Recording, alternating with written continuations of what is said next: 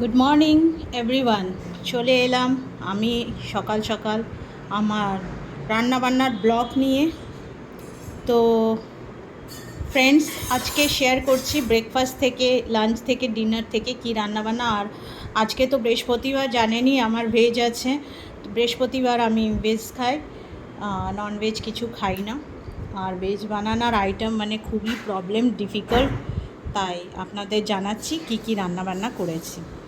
তো এখানে হচ্ছে ভেজিটেবল দিয়ে স্যান্ডউইচ বানিয়েছি, যেখানে আছে ক্যাপসিকাম আর দই আর এই সমস্ত কিছু টিমস দিয়ে স্যান্ডউইচ বানিয়েছি। টোটালি ভেজিটেবল আর টোটালি ভেজও বলতে পারেন, টোটালি ভেজ, ননভেজ কিছুই পাবেন না এই স্যান্ডউইচে, ইভেন অনিয়ন পর্যন্ত পাবেন না। আর সেকেন্ড হচ্ছে এখানে লাঞ্চে বানিয়েছি হচ্ছে, বেশি কিছু বানাইনি, ভাত আছে আর এখানে একটু পনিরের তরকারি বানিয়েছি।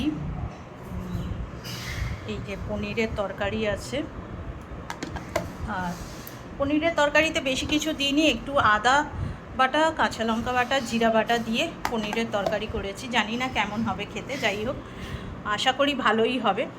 আর এখানে হচ্ছে ভেন্ডি আলু ভাজা অ্যান্ড বেগুন ভাজা, আর এখানে একটুখানি কলা আছে। এই হচ্ছে আমার আজকের মেনু। এটাই আমার lunch and dinner and breakfast, সমস্ত কিছু। আপনাদের কি রান্নাবান্না হয়েছে জানাবেন, আর গরমে কেমন আছেন এটাও বলবেন।